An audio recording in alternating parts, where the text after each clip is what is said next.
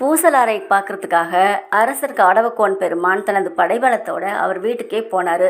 பூசலார் அரசரையும் மக்களையும் பார்த்துட்டு பிரமிச்சு போனார்.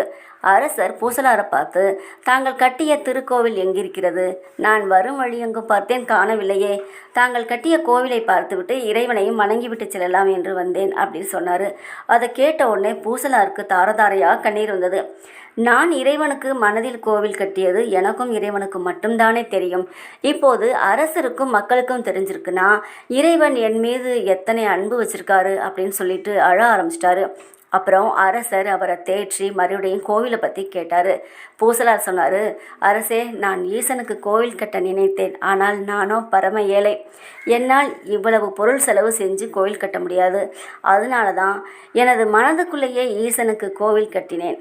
ஈசனை அங்கு அமர்த்தி கும்பாபிஷேகம் செய்ய நினைத்தேன் அப்படின்னு தனது ஏழ்மை நிலையை பற்றியும் இறைவன் மீது தான் கொண்டிருந்த பக்தியை பற்றியும் அவர் அமைத்த கோவில் அமைப்பை பற்றியும் விரிவாக சொன்னார். சொன்ன உடனே அரசர் அவருடைய காலில் விழுந்து வணங்கினார். பொதுவாக அரசர் இறைவனை தவிர யாருடைய காலிலையும் விழமாட்டாங்க. ஆனால் பூசலாரின் பக்திக்கும் இறைவன் அவர் மீது கொண்டிருந்த அன்பிற்கும் முன்னால் தான் தலைவணங்குவதாக சொன்னார்.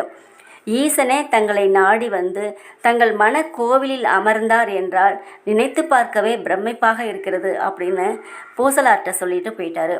அதுக்கப்புறம் இவர் அந்த கோவிலுக்கு தனது ஆனந்த கண்ணீர்னாலேயே அபிஷேகம் செஞ்சார்.